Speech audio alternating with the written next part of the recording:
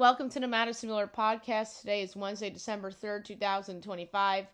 Today I'm going to recap college basketball, NBA, NHL, and notable soccer and look ahead to today in each sport. NFL version of what we've learned in 2025. On this day, we'll do Monday, Tuesday, and today, news and notes, and best bet. We'll start with college basketball. We'll go over the results from yesterday, and we will look ahead to tonight's games. Yesterday was busy, as we know. George Washington over Army 84-70. Tyler C. Martin over Charleston Southern 73-56. Penn State over Campbell 87-76. Bryan over Stonehill 77-65. Number 7 Michigan State over Iowa 71-52. ACC SEC Challenge Syracuse upsets number 13 Tennessee 62-60. South Alabama over New Mexico State 77-75. UNC Asheville over UNC Greensboro 82-77. Kennesaw State over Jackson State 88-73. George Mason over Cornell 99-81. Mercer over Georgia State 78-67. SAU Edwards over North Florida 72-63. Jacksonville over Florida A&M 85-82 in OT. Butler over Eastern Michigan 84-68. East Carolina over Maryland Eastern 68-56. Charlotte over NCAT 74-57. Binghamton over Lehigh 80-71 in OT. Rhode Island over Brown 66-56. William Mary over Duquesne 83-79. Dayton over ETSU 88-71. Providence over FDU 94-64. ACC SEC Challenge Virginia Tech over South Carolina 86-83 in OT. ACC SEC Oklahoma over Wake 86-68. ACC SEC Texas A&M over Pitt 81-73. ACC SEC number 4 Duke over number 15 Florida 67-66.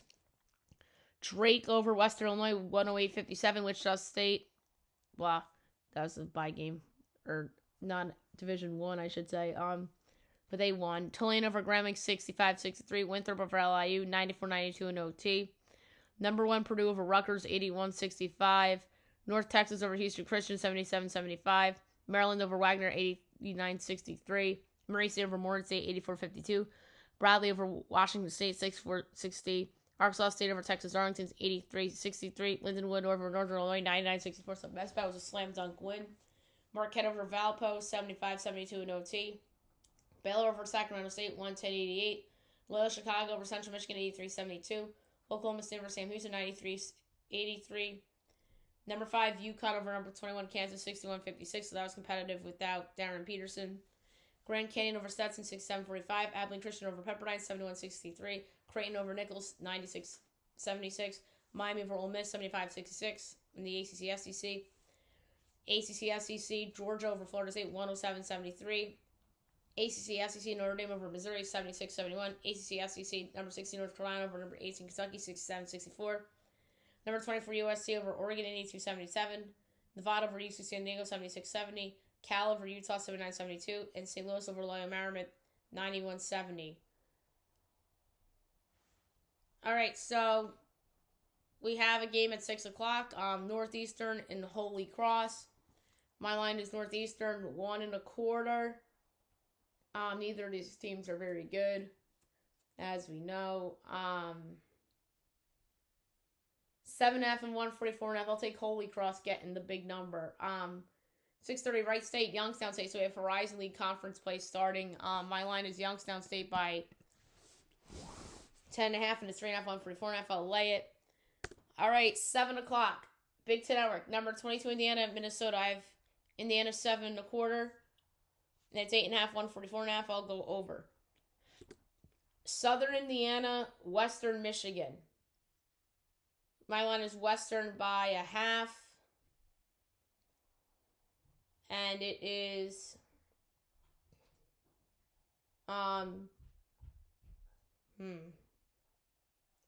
5.5 and 150.5. I'll take Southern in the points. NC Central, James Madison. I have JMU 17.75. That's 14.5, 145.5. I'll lay it. Louisiana, Lamar. My line's Lamar 10.5, and that's what it is. 128.5 the total. That's an auto over. Drexel, American. I have American 11.25. It's 5.5, 139.5. I'll lay the points. Cornell Towson, my line is Towson 5.25. It's 6.5, 154.5. I'll go under. New Hampshire Dartmouth, my line is Dartmouth 14.75, and it's 9.5, 146.5. I'll lay the points. Coastal Carolina USC upstate. I have Pick'em, and let's see, 1.5, 144.5. That's an over. Southern Illinois High Point. My line's High Point by 9. And it is 8.5, 162.5. That's an under. It's way too high. Presbyterian Wofford. My line's Wofford 3.25. It's 5.5, 137.5. I'll take Wofford and the points. A lot of 7 o'clock games. Wow. Louisiana Tech, Georgia Southern. I have Louisiana Tech by 3/4. It's Southern 2.5, total 145.5. I'll take Louisiana Tech and the points. Southern Miss Radford. I have Radford 7.25. And it's 3.5, 152.5. I'll lay the points. Furman Alon. My line is Furman 9.25. And it is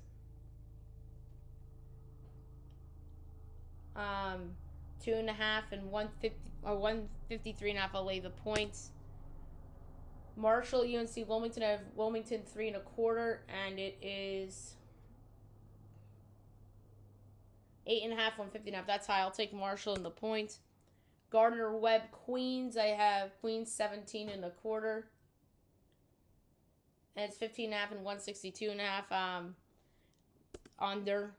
Florida Gulf Coast FIU. My line is FIU by 0.5. And it's Gulf Coast 1.5, total 154.5. I'll take FIU plus the points and plus 104 to win straight up. Austin P against Kent State.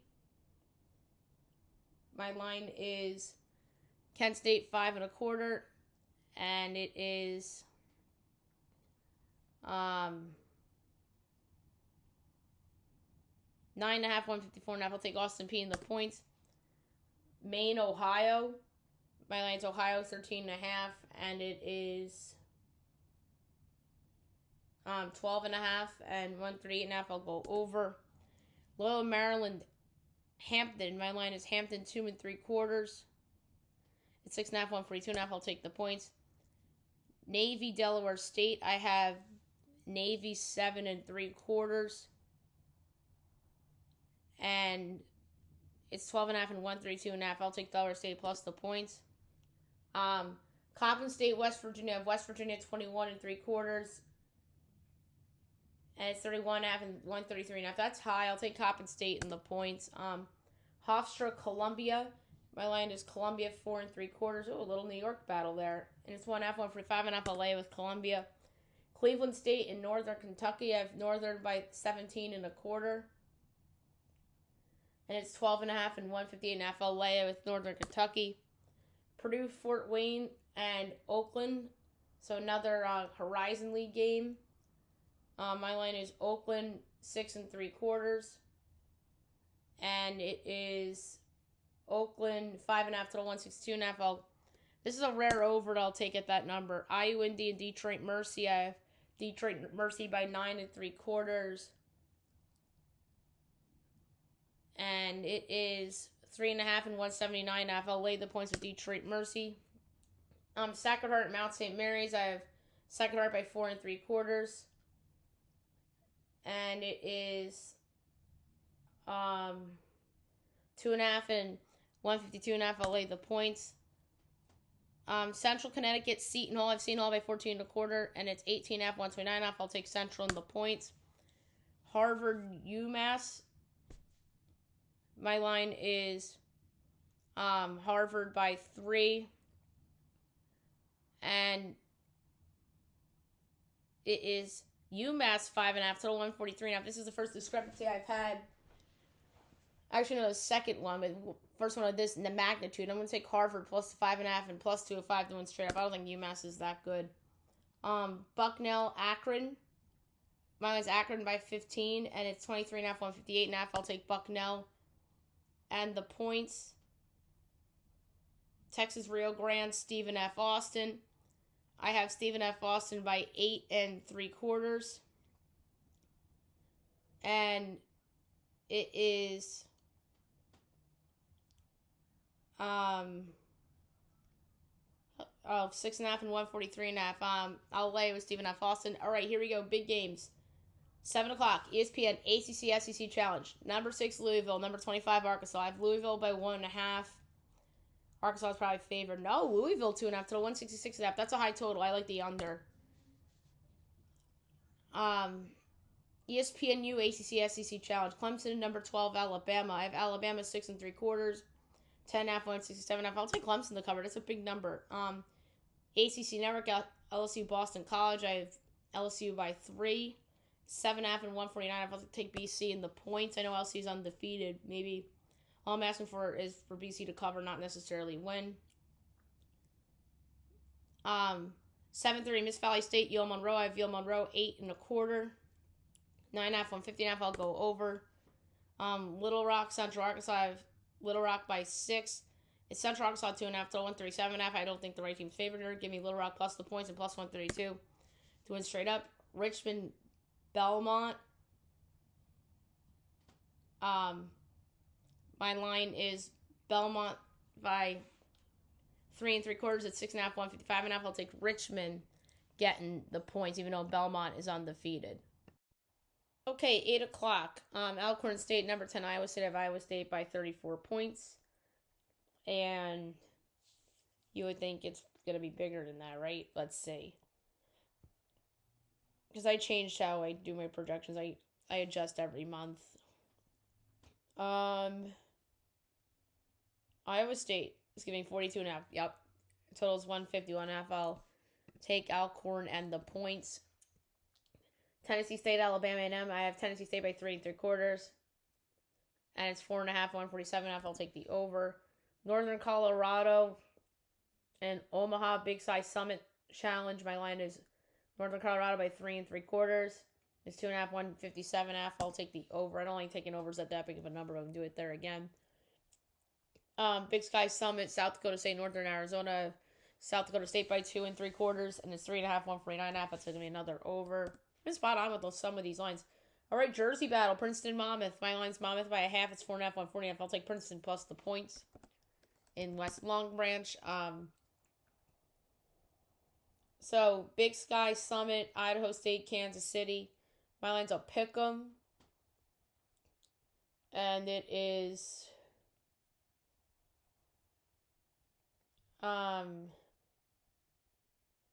Idaho State 4.5 total 139. I'll take UMKC plus the 4.5 and plus 184 to win straight up.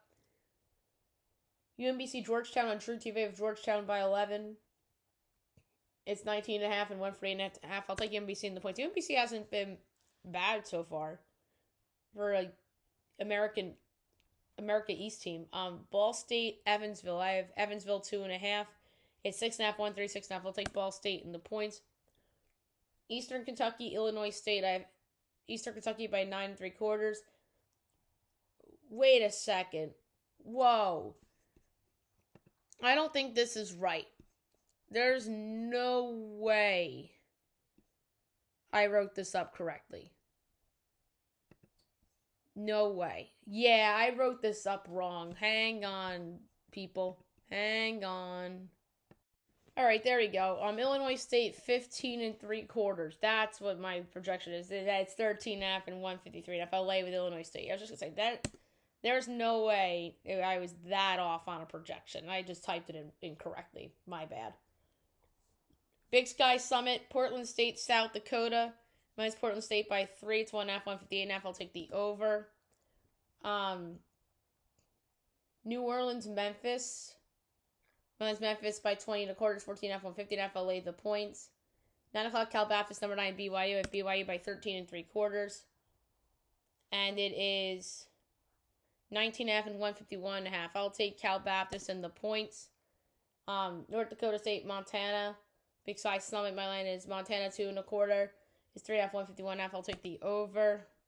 Oral Roberts, Weber State. It's another Big Sky Summit game. My line's Weber State 3.5. It's 7.5, 158.5. Like Oral in the points. Texas State Rice. My line is Texas State 4 3/4. It's Rice 2.5, total 133.5. I'll take Texas State plus 2.5 and plus 126 to win. St. Thomas, Montana State. That's another Big Sky Summit. Minus St. Thomas by 6. And it is Montana State 2.5 to 146.5. I'll take St. Thomas plus 2.5 and plus 122 to win. A lot of underdogs I like tonight. All right, Big Ten game.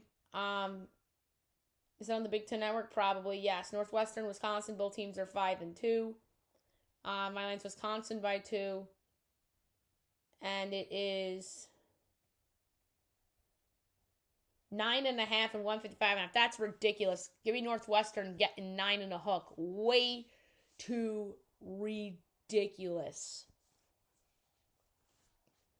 North Dakota and Idaho, another Big Sky Summit. My line is Idaho 10.5. And it's 10.5 and 151.5, so I got the right line. I like the over. Eastern Washington, Denver, so that's another Big Sky Summit. My line is Denver 5.25, 1.5, 153.5. LA with Denver. Pacific Air Force, my line's Pacific by 10. And it's 5.5 and 134.5. I'll lay the 5.5 on the road. I don't love laying on the road, but I'm doing it here. I just think Air Force is bad. All right, ACC SEC Challenge, 9:15 on the SEC Network. SMU number 17, Vandy have a pick'em. Well, Vandy off to a good start, and they're favored by a whopping 11.5, total 166.5. I think that's crazy. I think that's an overreaction because they're undefeated and they're ranked. But what does Madison love doing? Betting against a newly ranked team. She's doing it here. SMU plus 11.5. 9:15 on ESPN. NC State number 20 Auburn. SEC ACC Challenge. Mine's Auburn 1.5. It's 6.5, 165. And I'll take NC State plus the points. ESPNU Virginia Texas ACC SEC Challenge. My line is Texas as a 2.5 point home underdog and 2.25 underdog and our 2.5 point favorite. Totals 153.5. Texas is favored because they're Texas. Give me Virginia plus 2.5 and plus 134 outright. ACC Network, Mississippi State, Georgia Tech. This is ACC SEC Challenge 2. My line's Georgia Tech by 3/4. Miss State 2.5 total 150.5. Give me Georgia Tech plus 2.5 and plus 126 outright. 9:30 Vermont, Oregon State. I have Oregon State by 1. It is 3.5, 143. I have like Vermont in the points. Utah Tech, San Diego State. Utah Tech, Santa Clara, 10 o'clock. My line's Santa Clara 21.25. It's 19.5, 145.5. I'm going to go with the over. Utah Valley, San Diego State. My line is San Diego State by 16.25. It's 8.5, 144.5. I'll lay it. North Alabama, San Francisco. I have San Fran by 9. It's 16.5 to 145. And I'll take North Alabama in the points. And another Big Ten game. 11 o'clock Big Ten Network. UCLA, Washington. I have UCLA by 5. It's 1.5 and 142.5. I'll lay the 1.5 points on the road. Okay, now we'll move on to the NBA. We'll go over the results from yesterday, which was a short window, and then we'll go ahead to a busy window tonight, which is a 9-game slate.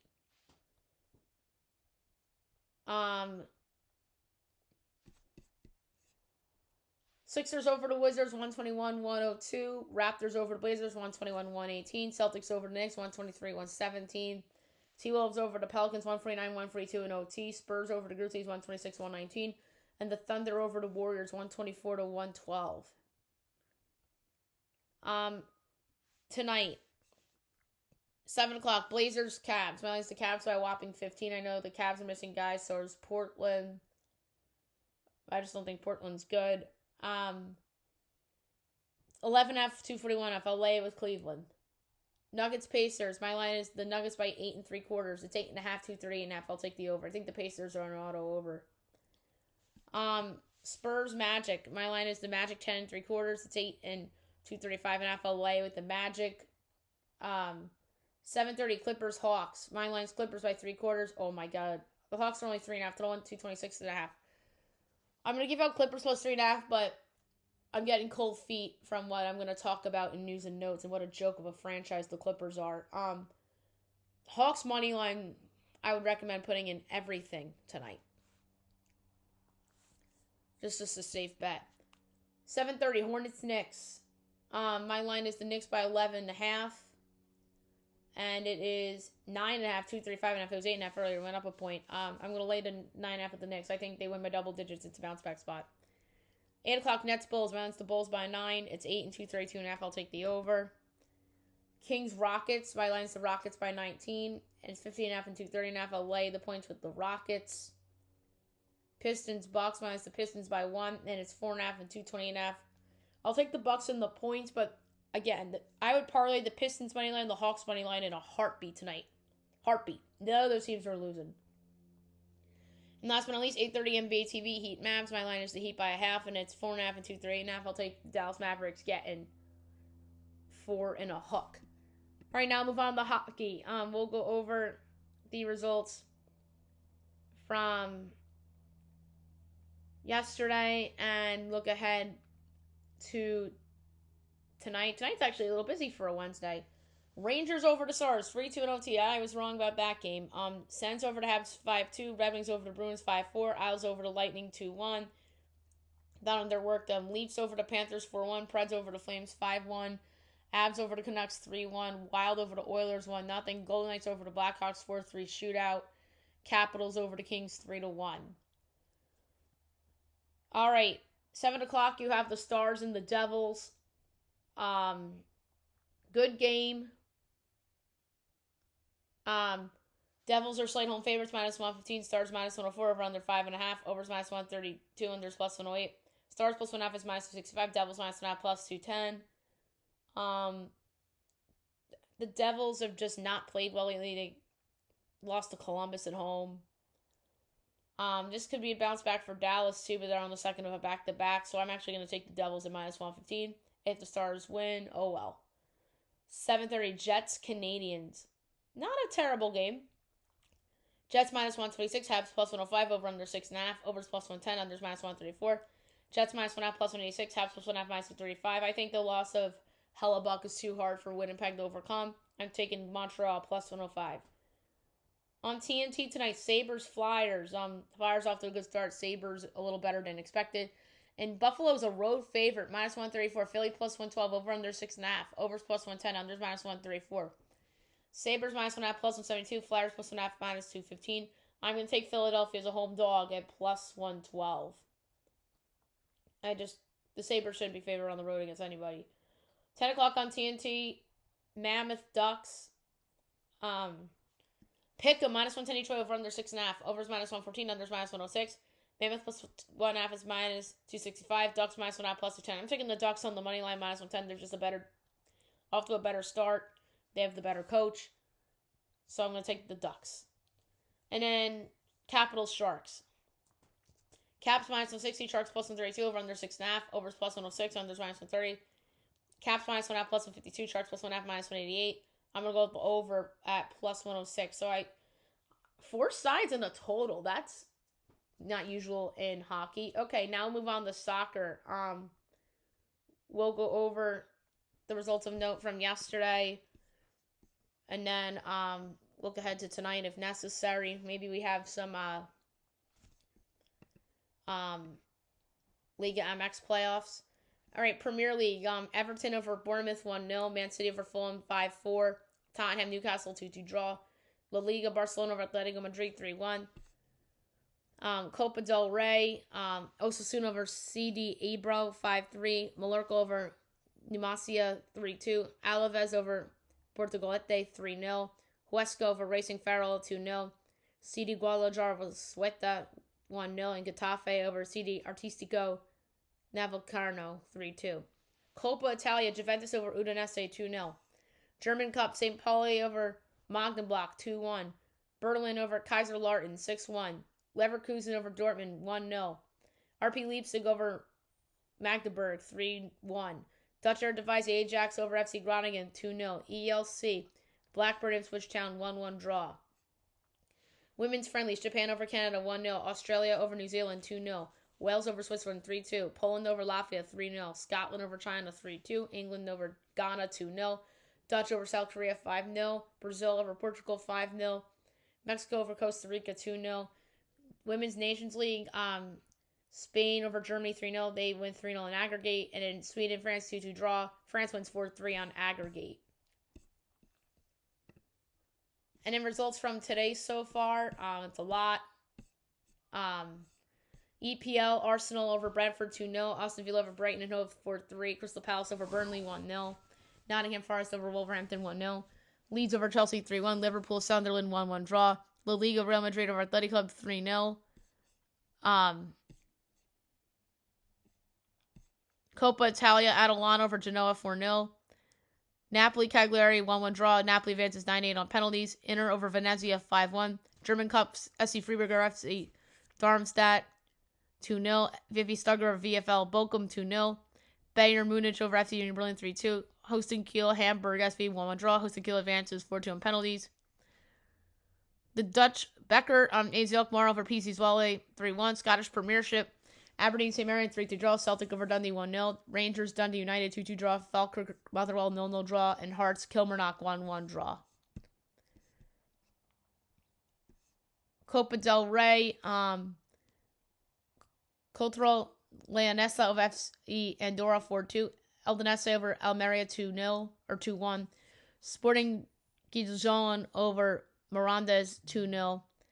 Real Murcia over Cadiz 3-2. Talavera over Malaga 2-1. Levante over Cieza 1-0. Orense CF over Girona 2-1. Eibar over Pontevedra 3-0. Elche over Quintar del Rey 2-1 in additional extra time. Real Sociedad over Redis 2-0. And Real Betis over Torrent 4-1. Going on Real Villarreal Club Atletico Antoniano. And Villarreal will win undefined on penalties. All right, Liga MX. We have 2 playoff games tonight. 8 o'clock, Cruz Azul, Tigres, its first leg.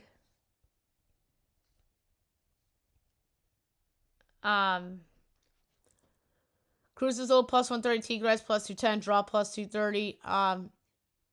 We'll go with Cruz Azul at home plus 130. And Monterrey, Toluca at 10 o'clock. Monterrey plus 170, Toluca plus 150, draw plus 240. And go with the draw at plus 240.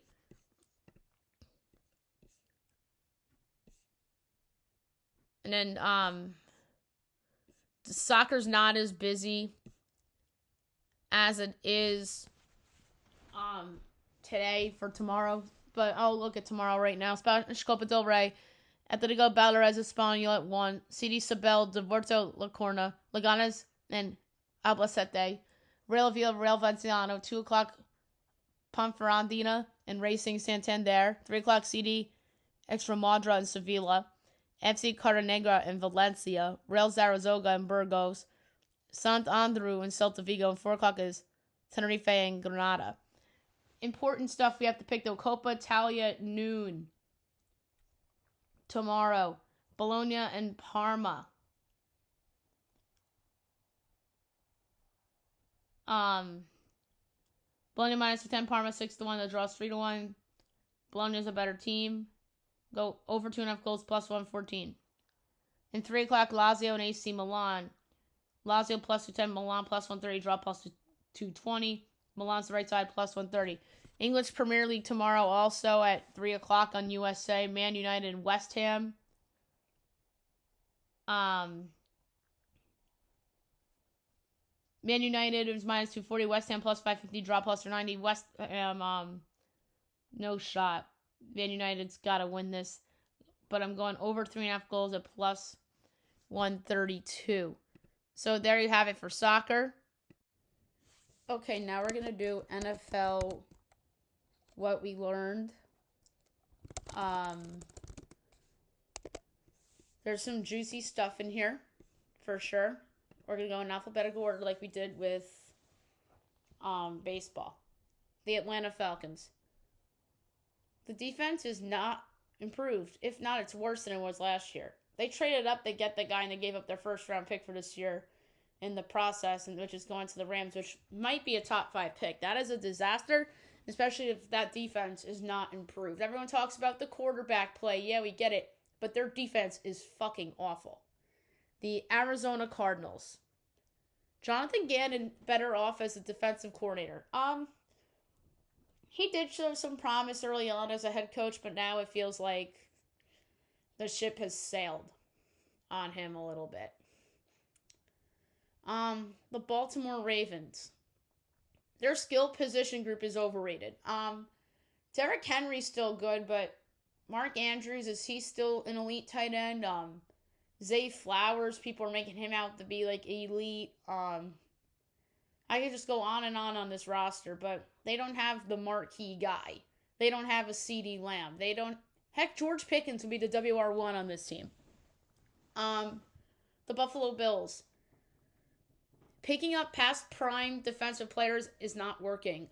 Von Miller past his prime. Joey Bosa arguably past his prime. And their defense isn't wow by any stretch of the imagination. They gave up all those points to the Ravens in week 1. They gave up a lot of points to the freaking Dolphins, for crying out loud. Carolina Panthers. Bryce Young is not a bust. People are like talking about Bryce Young, but they should be talking about him for good reason. The Panthers are 7-6. He's had some fabulous moments this year. I know he's had some down moments, but he's not a bust. I think he has earned the a second contract, arguably, but he some may say he ain't it, but I'm not going to go that far, but I'll say that he's not a bust. Chicago Bears. The sexy head coach hire may not be dead yet. Ben Johnson has been a slam dunk. He has gotten his team to believe. They're winning close games. Caleb Williams has been clutch, and he's improved from year 1 to year 2. I know there's some naysayers out there, but I think he's an improved player. His weapons are better. His offensive line's better, which helps. The defense has been a lot better too. So, Ben Johnson, I think, has saved the sexy head coaching hire conversation. Cincinnati Bengals. Their defense isn't just the worst in the league, but it's historically bad. A lot of people thought that this was their biggest weakness heading into the season, but I think it's even worse than people thought, and that's with Trey Hendrickson healthy. But a lot of people thought he was going to be traded, though. That's the thing. The Cleveland Browns. They still don't have a quarterback. Shader Sanders is awful. Dylan Gabriel's awful. Joe Flacco was awful, and then they got rid of him. But yeah, they're going to be picking a quarterback in the first round again this year. Because they can't do this Gabriel Sanders thing again. And Sanders will probably be on another team as a backup. Same with Gabriel. But what they're going to do is hopefully, use some of those assets they got from use that Jags pick and their own pick and move up if they're too far back. Like, say a team like the Giants or a team like Tennessee. They don't need quarterbacks. They have possible franchise guys, although we'll get to them in a little bit. But they don't need quarterbacks. The Browns could just move up to one of their spots and get one, and one of those teams could get that Jags pick, which isn't as bad as a lot of people thought it was going to be. That Jags pick might be in the 20s for what we know, but at best, it's going to be in the teens for the team that might be acquiring that pick. The Dallas Cowboys.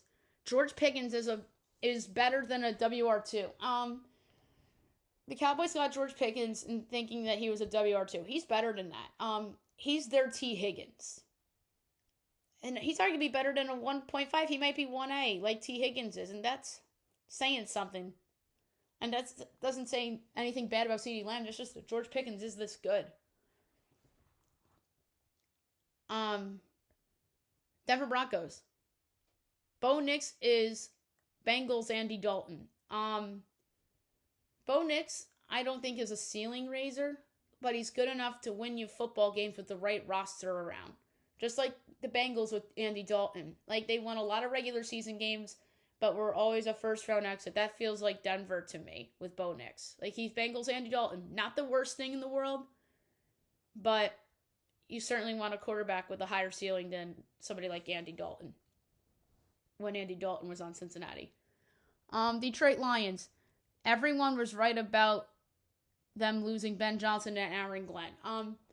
Earlier in the year, it looked like that they didn't miss those guys. Now we see the regression for this team on both sides of the ball, and we say, wow, those guys are great coordinators. That's not to say that Dan Campbell's a bad coach, which he's not. He's a really good coach, but those coordinator losses, everybody was right about. And that's why a lot of people picked them second or even third in that division behind Green Bay, and a lot of people, some people had Chicago ahead of them. I mean, I saw people in Minnesota ahead of them. I don't think I saw a prediction with them finishing in last place, because I think a lot of people had Minnesota or Chicago in last place. But I saw people pick them to miss the playoffs, which they might not make the playoffs. Green Bay Packers. They still need that signature ball-catching weapon. They have some nice pass catchers. I mean, Tucker Kraft, I know he was great before he got hurt, but he's not Travis Kelce. Christian Watson, nah. Jaden Reed, nah. Matthew Golden hasn't shown that he could be a WR1 yet, but they don't have, like, the marquee guy. Like, Chiefs Tyreek Hill, or some of those guys Rodgers had with Green Bay back in the day, like Jordy Nelson, or somebody like that. Or obviously CeeDee Lamb, or Malik Neighbors, or Justin Jefferson, or Jackson Smith and Jigba. Houston. No more writing off good teams after 0-3 starts. A lot of people wrote this Texans team off after they started 0-3 and said, oh, they're done. Andy's going to win the division with Daniel Jones. Jacksonville's for real. No. No more writing off good teams after 0-3. They're 7-5. Teams can have the bad start sometimes to make the playoffs. And Houston's just another proof of that. Indianapolis Colts. They're probably this season's good record bad team. Or as the Ringers Bill Simmons would say, the good bad team. They're 8-4, but all of their wins have come against bad teams, and their win against Denver should not have been a win because of that call that led to the game-winning field goal. That game should have been over. So they should be 7-5 is my point, and Houston should be in first place. Jacksonville Jaguars. Trevor Lawrence is a better quarterback than given credit for. A lot of people may say, Madison, are you smoking something? He sucks. He's not worth the number 1 overall pick. I don't think Trevor Lawrence is worth the number 1 overall pick, but I do think he's a better quarterback than people give him credit for. Brian Thomas Jr. has been hurt all year. Travis Hunter's out for the year. And there's guys I've never heard of on this offense that are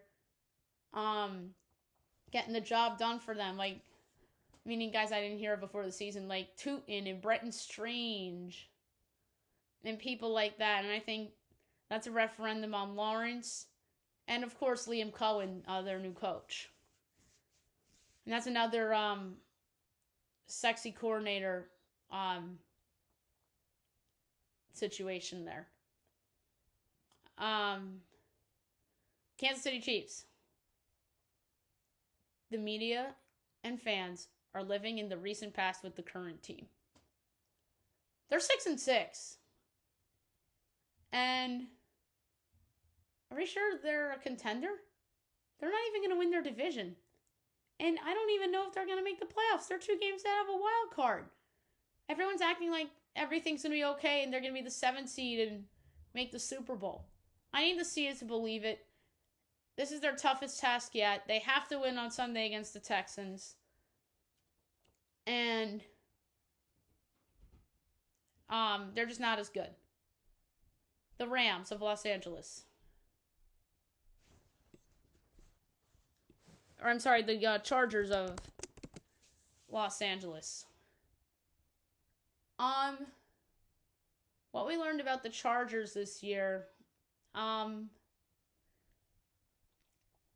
is that they,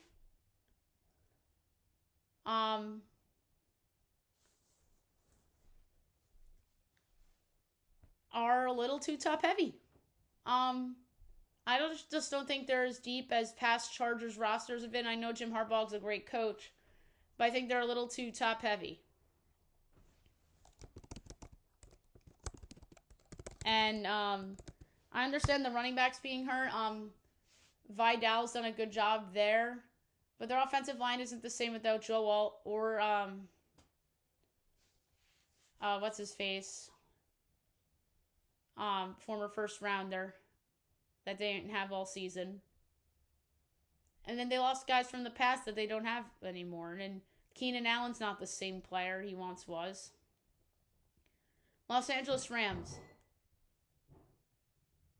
Don't always believe in the media and narratives. Remember before the season, guys, that the Rams Matt Stafford, and there was speculation about his shoulder and how he wasn't going to be ready for the season, and this team was not going to be as good because of it. Well, shut the hell up, people. Matthew Stafford's going to win the MVP, and the Rams are going to win that division. So, take a hike.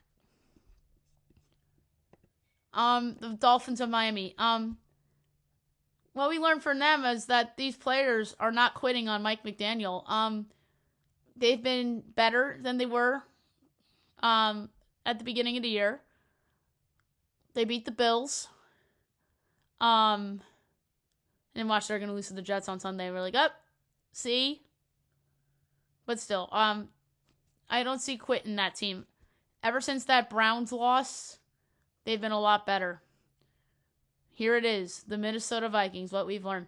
J.J. McCarthy ain't it. He ain't it. I mean, they are probably going to give him another year next year, but next year's a make or break year for him. He has all the offensive weapons in the world, a good offensive line, a good defense, and a good coach, and he's the problem.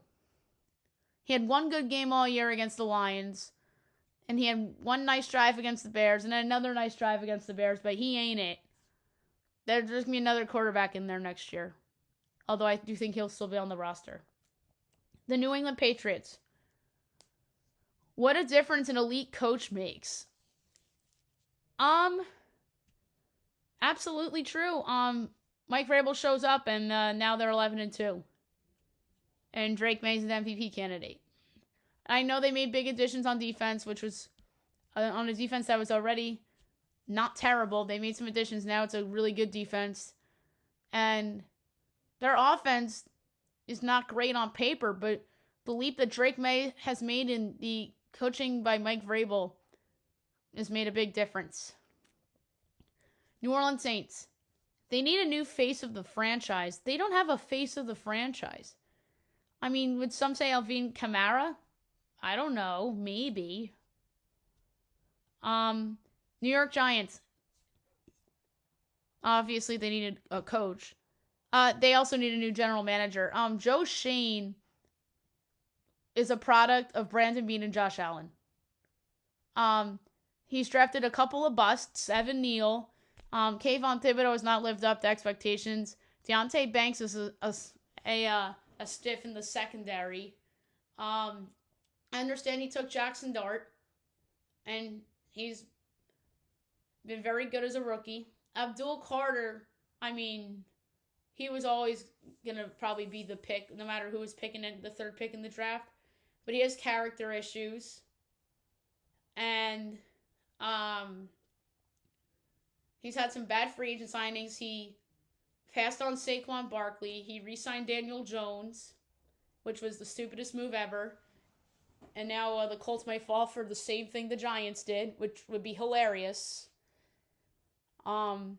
So, yeah, he's got to go. And I think that last night's game was proof of that. And oh yeah, they failed to address kicker. Because Graham Gano's always hurt, and he isn't elite either. But this, the Rutgers guy was awful, and this Koo guy, former Falcon, ain't it. New York Jets. This is an obvious one. Justin Fields is not a starting quarterback. This was my worst take in years. Believing in Justin Fields as a possible QB1. I thought 2 years ago that the Bears should have kept him and traded the pick. And made the case like, oh, what if Caleb Williams is a bust and yada yada. But no, Caleb Williams is not a bust. He's really good.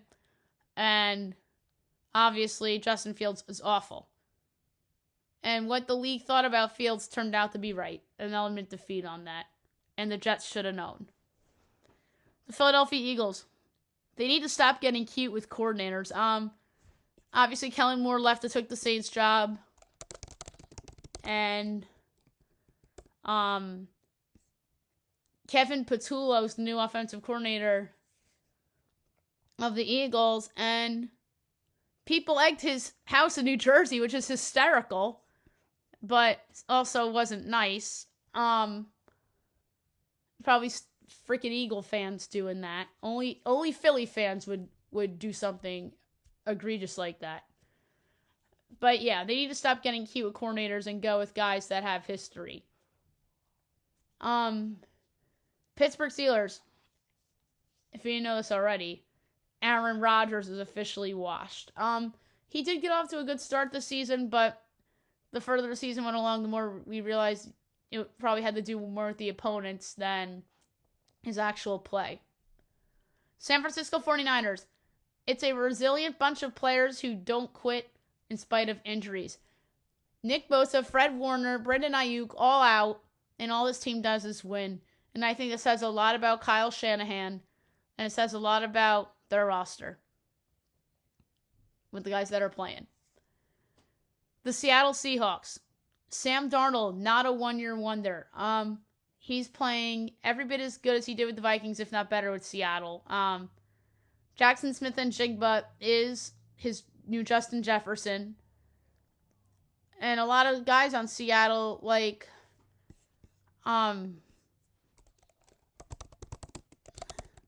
Torrey Horton and AJ Burner.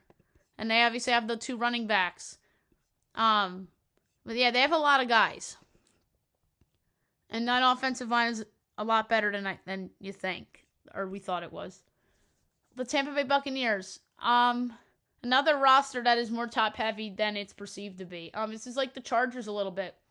Good quarterback, good weapons, but they don't have a lot of depth. They have depth at running back and wide receiver, but everywhere else on the roster, there's no depth.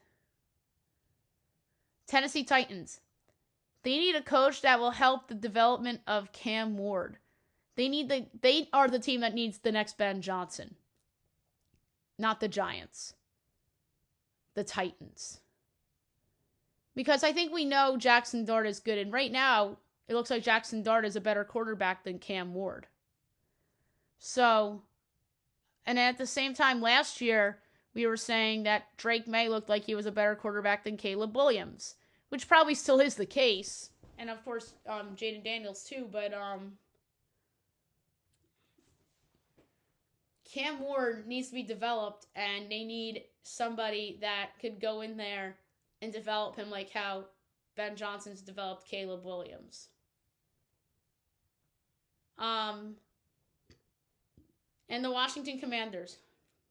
They need to revamp their entire defense. Their defense is old and slow, and they need a lot of youth, and they need to sign some smart free agents and trade for guys that could help them in this Jaden Daniels window. All right, so there you have it for NFL, what we've learned. Next up, on this day,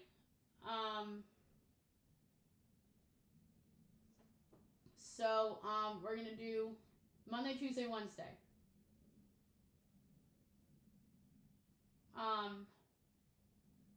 So on this day, December 1st, 2021, MLB enters lockout. I kind of remember the lockout. They ended up fixing it quick, and then all the free agents were signing later than usual. But isn't the deal up? Oh no, it's the WNBA. The WNBA, I think, is under one, and I think baseball.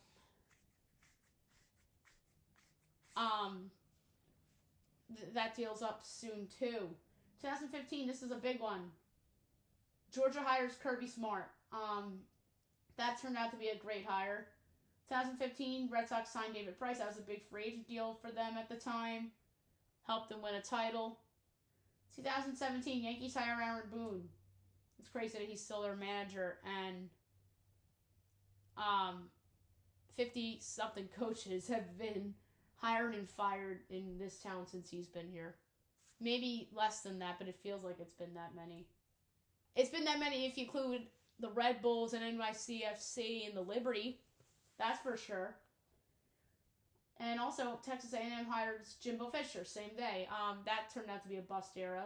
2021, Notre Dame hires Marcus Freeman. He's been great with them. 2018, Mets acquire Robinson Cano and Edwin Diaz. Cano turned out to be a bust there. Edwin Diaz, free agent, he might go back. 2017, this is historic. I'm surprised this isn't the top one. Shohei Ohtani posted for MLB teams. Obviously, he ended up signing with the Angels. 2012, Javon Belcher commits suicide. I don't remember that situation very much. That was a while ago. 2014, Mariners signed Nelson Cruz.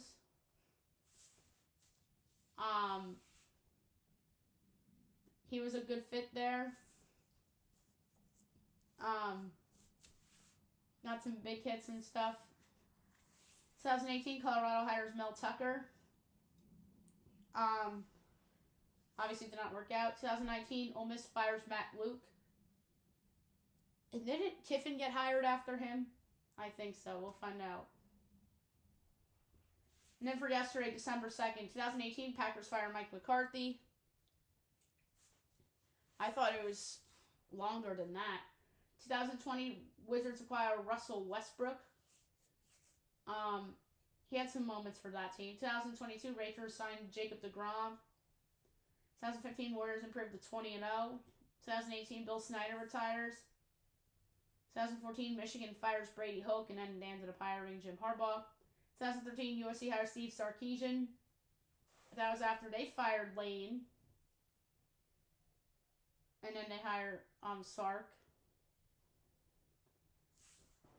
2017, Nebraska hires Scott Frost. That did not work out. 2015, Miami hires Mark Richt. Did not work out. 2019, Chris Peterson steps down as head coach of Washington Huskies.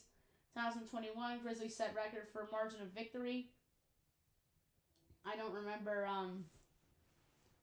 who that was against. In 2018, Phillies hired Gene Segura.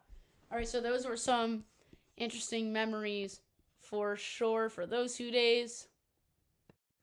Okay, and now today, which is December 3rd. 2022, Colorado hires Deion Sanders.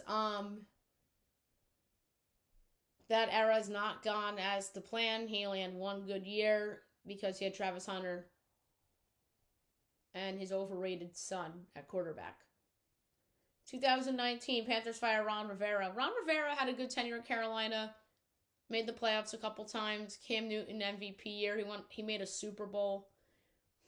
2013. This one makes me want to puke. Yankees signed Jacoby Ellsbury. The worst free agent signing in franchise history, in my opinion, certainly in my lifetime. And you can make a case this was the worst free agent signing any of my favorite sports teams has ever had. I mean, Knicks Joakim Noah's a good one, but in terms of worst ones ever, but this one is the worst ever. And this should have really been the red flag that they probably were not going to re-sign Robinson Cano. But if they re-signed Robinson Cano instead of signed Jacoby Ellsbury, they probably, I mean, but then again, Cano declined after he left the Yankees, so um, maybe Cano still has good stats, but isn't like a monster. You know what I mean? He was a monster at Yankee Stadium, but maybe he declines, but isn't as good. Or maybe they trade him a couple years. Maybe they would have traded him at the when they had the sell off a couple years later when they traded all those guys because he would have had trade value. They probably would have signed him and then they would have traded him in 16 to somebody desperate. But yeah, that was the what if with Robinson Cano for me with the Jacoby Ellsbury signing. He was so bad, and it was an absolute bust. 2017, Arizona State hires Herm Edwards. This was a horrible hire. He was not a good coach. And then I probably said at the time that he was going to end up back at ESPN in a couple of years, and that's what happened. I think he got let go during COVID, but I don't remember. 2015, Packers defeat Lions on Hail Mary touchdown. Oh, I remember that. That was a Thursday night game, and didn't he hit Richard Rodgers, the tight end? I remember he beat Stafford and the Lions on a Thursday Night Football. It's Jim Nantz and Phil Simms on the call. It was Phil Simms' last year as a broadcaster in the booth. But I remember that. They had Thursday Night Football that year, and that Hail Mary was so freaking amazing. And that was the peak of Aaron Rodgers' prime. He had like a 5-year, 6-year peak, which was on the level of Mahomes, and Mahomes won those Super Bowls. Like, that's how good Aaron Rodgers was. 2018, Bulls fire Fred Hoiberg. Fred Hoiberg was not a good hire with the Bulls. And then they go with another college coach, and Billy Donovan, who's still there, surprisingly. 2018, Maryland fires Mark Turgeon. I remember when Mark Turgeon was still with Maryland. And I can't believe it. I thought it was longer than that. 2012, Red Sox signed Mike Napoli. Mike Napoli was a big hero on the World Series team in 2013. And then he just wasn't as good in the later years. 2013, Marcus Mariota returning for 2014 season. There was some speculation that he was gonna come out. He probably would have been the number one pick in the 2014 draft over Jadeveon Clowney if he went out. But he won the Heisman that year. Did he win the Heisman in 13? No, he won the Heisman in 14. Him and Jameis were the number 1 and 2 picks in the 15 draft. Mariota would have probably been the number 1 pick in the 14 draft. Taken by the Texans, who were awful in 13. And Matt Schaub just fell off the face of the earth. So that's kind of a what if there. 2018, Louisville hires Scott Satterfield. Scott Satterfield was in Louisville for several years. Just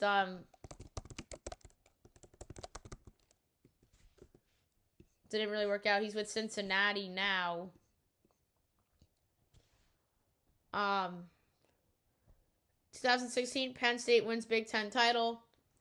Probably the highlight of James Franklin's tenure there. Although they've had some bowl wins under James Franklin, of course, but I think that was probably his best moment with Trace McSorley and Saquon Barkley on that team, and the upset over Ohio State. And then they played, was it Minnesota in the West that year? But yeah, that was a fun college football season, the year that Penn State in 16. The Big Ten title game was against Wisconsin. That makes sense. And then they were in a shootout in the Rose Bowl and lost to Sam Darnold and USC. But yeah, it was a close game against Wisconsin. The betting line's doesn't say the betting line there. Oh wait, maybe I'll say it in here. Wisconsin was a 3-point favorite. The MVP of that game was Trace McSorley. And 2014, the Braves signed Nick Markakis.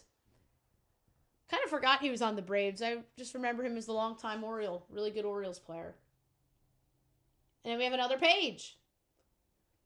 2021, Trailblazers fired GM Neil Olshey. Neil Olshey did some good things, and he didn't do some good things. And Dame Lillard was still on that team then, and then he did not trade Dame Lillard. 2016, the Astros signed Carlos Beltran.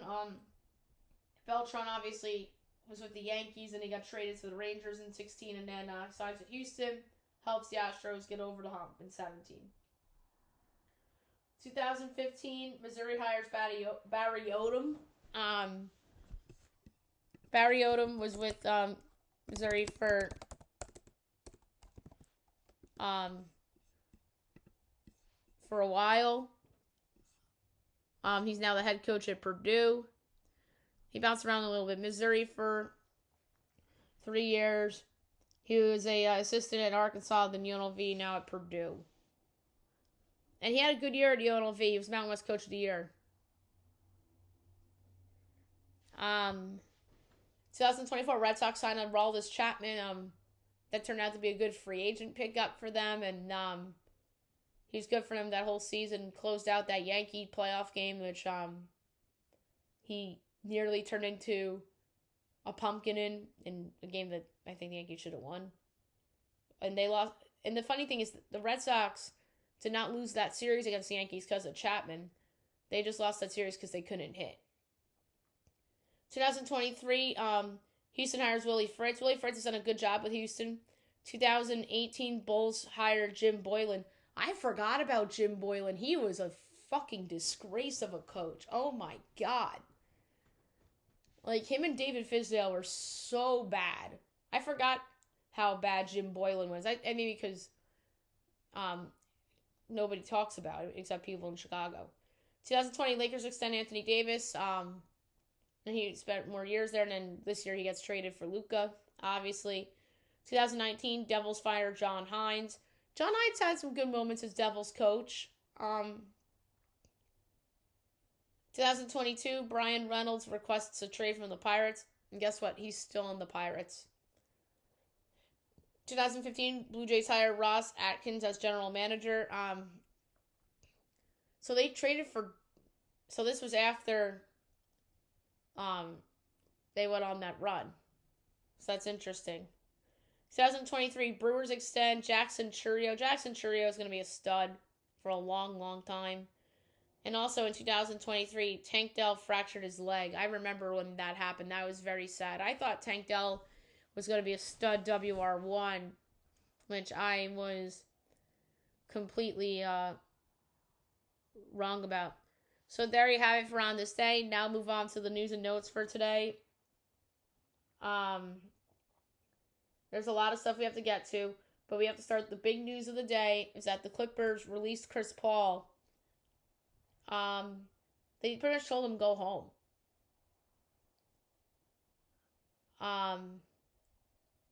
And Lawrence Frank says that Chris Paul had nothing to do with struggles, and he says he's not the scapegoat. Really? I look at it as he was the scapegoat. Ty Lue refused to meet with CP3 as Paul wanted to clear the air on allegations of being negative presence. And then it was reported before that CP3 wasn't talking to Ty Lue because Paul's disruptive leadership style clashed with the Clippers. Jeez, this team's a fucking disaster. And you should have known that they were going to be bad because of that scandal. That turned out to be a big distraction. And Norman Powell turned out to be a bigger loss than expected. But this happened overnight. And then it was announced that, or people found out in the morning when they woke up about CP3. But yeah, what a shit show. Lawrence Frank obviously said all the right things. Didn't want to throw CP or Ty Lue under the bus, but yeah. And the other big story to come out today is that Giannis Antetokounmpo discussing future with Bucks with a 9-13 start. This came from Shams, as he said, Giannis and the agent to meet with them to talk if he's best fit. His best fit is staying or elsewhere. I was thinking about this yesterday, with the Bucks being 9-13, and how I'm surprised the Giannis trade stuff hasn't started yet. Now here we are, and I'm interested to see where he goes. People are talking about the Knicks and Golden State as possible spots. I personally think Golden State would be a better fit for him than the Knicks, because I just don't know if I get it. It's Giannis, but that's just an odd fit with Brunson.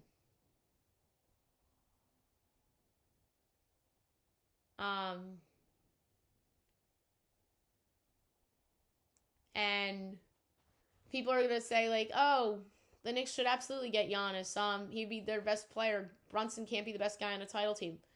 I disagree with that, because they were a Tyrese Halliburton bounce away from going to the finals, and OKC was very vulnerable against Indiana, and they could have beaten the Thunder potentially. So I personally believe that, or come close to being the Thunder, and I think that he could be the best guy on a title team. He is a superstar. He is him. Giannis should go to the Spurs. But if he goes to the Spurs, he wouldn't be the best guy on the team, arguably. And I'm saying that in terms of long term. Some may say like, "Oh, he's a better player than Wemby right now." But the idea of those two together is special. I think another good fit's the Atlanta Hawks. I think that's the perfect team for him.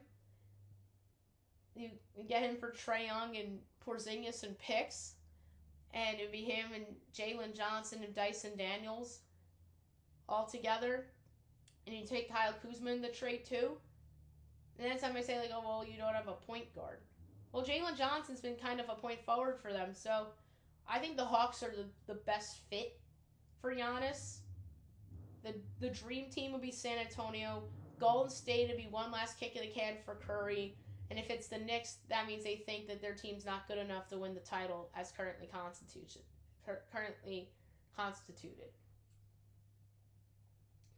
I mean, I'm surprised Miami hasn't been mentioned yet. But yeah, there's a lot of teams I think are in play for Mr. Giannis. And then Giannis did ask to be traded, according to Brian Windhorst. He said that Giannis requested a move during the offseason. And then this comes after Giannis deleted social media.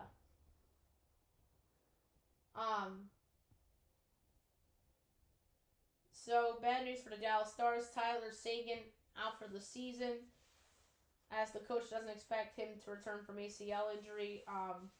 They're doing fine without Tyler Seguin. Tyler Seguin's someone that's past his prime anyway. And I like the team they have. And then you can make a trade.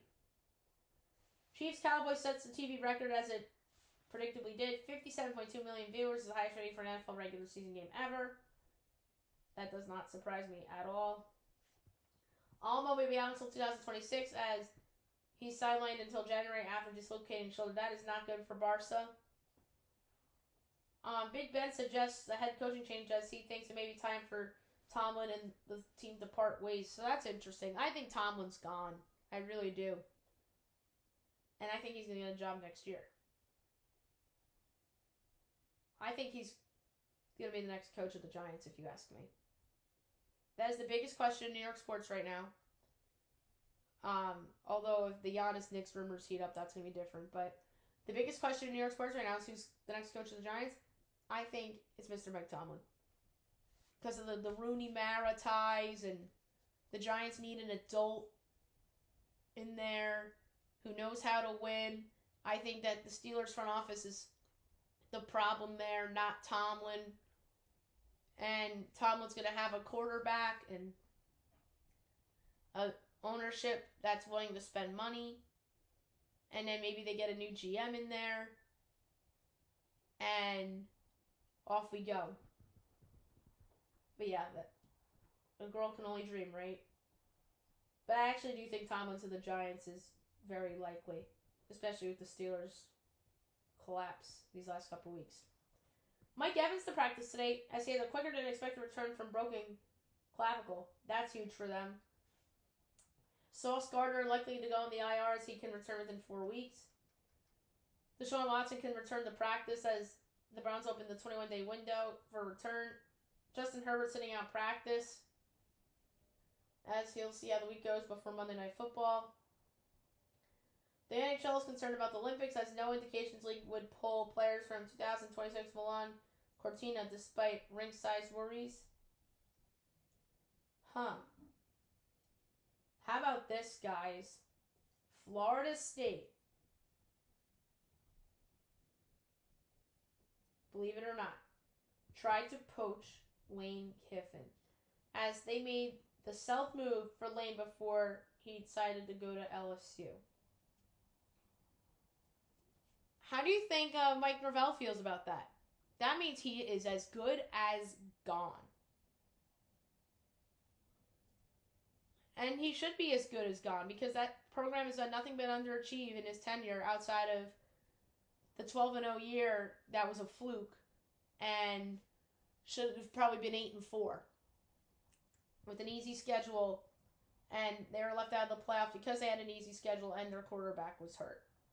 The fraud 12-0 team. That's what that. And that Florida State team should have never made the playoff. Case is growing larger and larger and larger with how bad Florida State's been since then. So that would have been pretty freaking crazy if they pulled that off, and that would have shook social media. Shook. Lane actually had to apologize to a reporter as he called On3's Ben Garrett after video of confrontation went viral.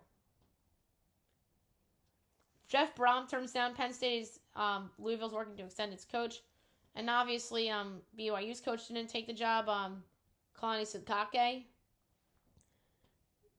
So that Penn State job might not be as good as people say it is, and that's not a good look on Penn State. That tells me that people in the league don't think that Penn State's this marquee program. It's not. It's in the Big Ten, but in reality, it's probably closer to like Northwestern and Wisconsin and Minnesota than the Ohio State and Michigan in terms of the job. So, in other words, it's Ole Miss. Because LSU, Alabama, and arguably Florida are all better jobs than Ole Miss. But, I mean, Florida versus Ole Miss is an interesting one because Florida has been a dumpster fire program for a while now. Texas is a better job, obviously, than Ole Miss, too. But yeah.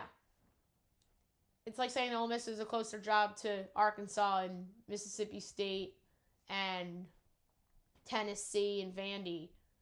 Like, Penn State's the same thing. Like, good recruiting, good transfer stuff, but the job isn't all that great. That's what that tells me, that 2 people turned down that job. Michigan fires its special teams coach, J.B. Brown, was in the role for 2 years. USC is the number 1 recruiting class, first non-SEC school since 2008. Good on them. Auburn is keeping DJ Durkin. As Alex Golich says, bringing back the DC was an easy call. Luka's not playing out against the Raptors on Thursday for personal reasons. They're probably going to win that game. How about this? Zion earnings when injured, as he's made over $70 million when not in uniform. Wow. Just wow. He's just a bum. Just sitting there making his money when injured. Like, this is crazy. Jimmy Butler ruled out with a sore left knee, won't return against the Thunder. Or didn't return against the Thunder. Devin Booker out for a week after suffering a groin strain. The Sixers were fined $100,000 for violating injury reporting news with Embiid. Because I think they faked an Embiid injury. That's funny.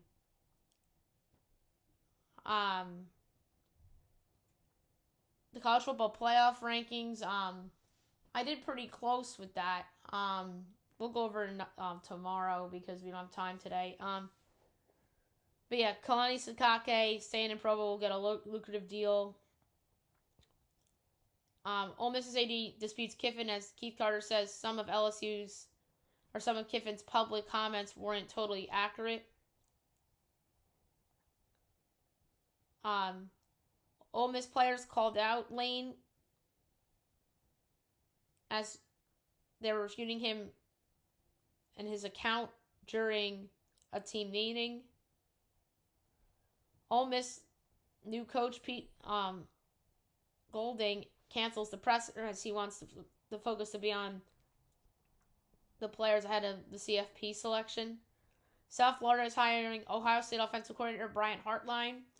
It's a pretty big gig for Brian Hartline going to a American Conference school. And then Cal is hiring Oregon defensive coordinator Tosh Lapoy as its next coach. Oregon's defense has been really good this year. I don't know if I like this hire. I think it's yet going to be another potential Justin Wilcox, so I'm not in love with this hire. And then Ole Miss's booster threat, an anonymous donor wouldn't continue contributing money if Kiffin came back. Wow. There was a rumor that Art Rooney left early in the loss of the Bills, and the Steelers denied the rumor.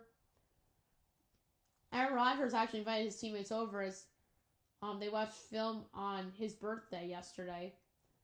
The Eagles are open to a Darius Slay return after the Steelers release. That'd be a good pickup for Philly. Or that would have been, but the Bills got him. Chris Boyd visits the Jets as he attended a meeting in mid-recovery from shooting. That's awesome that Chris Boyd showed up. That is awesome.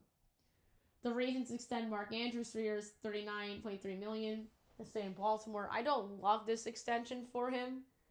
To me, he's somebody that's nearing the end of his prime.